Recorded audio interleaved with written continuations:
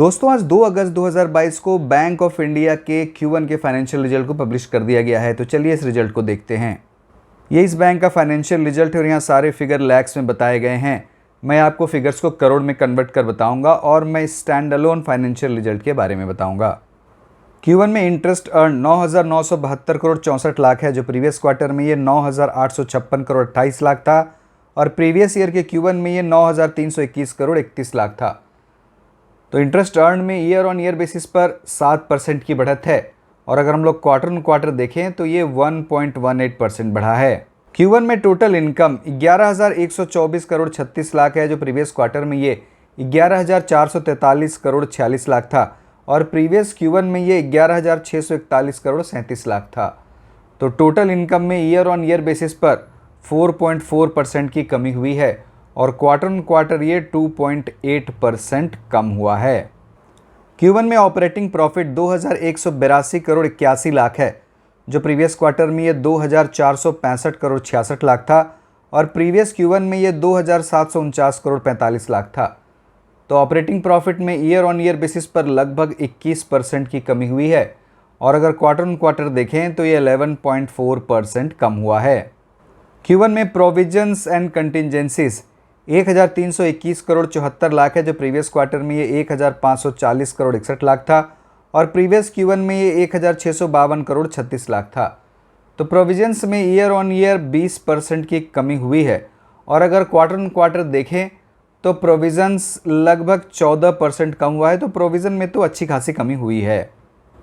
Q1 में net profit या profit after tax 561 crore 49 lakh है, जो प्रीवियस क्वार्टर में 606 करोड़ 27 लाख था और प्रीवियस Q1 में ये 720 करोड़ था। तो नेट प्रॉफिट में ईयर ऑन ईयर बेसिस पर 22% की कमी हुई है और अगर हम लोग क्वार्टर ऑन क्वार्टर देखें तो नेट प्रॉफिट 7.4% गिरा है। तो नेट प्रॉफिट में तो ईयर ऑन ईयर और क्वार्टर ऑन क्वार्टर दोनों ही बेसिस पर कमी हुई है। Q1 में अर्निंग पर शेयर ₹1.37 है, जो प्रीवियस क्वार्टर में ₹1.48 था और प्रीवियस Q1 में ये ₹2.14 था। तो EPS में ईयर ऑन ईयर बेसिस पर लगभग 36% की कमी हुई है और अगर क्वार्टर ऑन क्वार्टर देखें तो ये 7.4% गिरा है। अब चलिए हम लोग इस बैंक के NPA रेशियोज़ को देखते हैं। तो इस बैंक का परसेंटेज ऑफ ग्रॉस NPA 9.3% है क्वार्टर 1 में और प्रीवियस क्वार्टर में ये 9.98% था और प्रीवियस Q1 में ये 13.51% था। तो ग्रॉस NPA में ईयर ऑन ईयर बेसिस पर 421 बेसिस पॉइंट्स की कमी हुई है और अगर हम लोग क्वार्टरली देखें तो ये 68 बेसिस पॉइंट्स कम हुआ है। Q1 में परसेंटेज ऑफ नेट NPA 2.21% है, जो प्रीवियस क्वार्टर में ये 2.34% था और प्रीवियस Q1 में ये 3.35% था।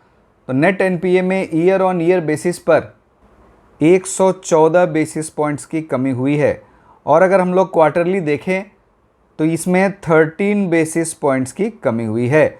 तो हम लोगों ने देख लिया कि एसेट क्वालिटी में तो लगातार सुधार हो रहा है।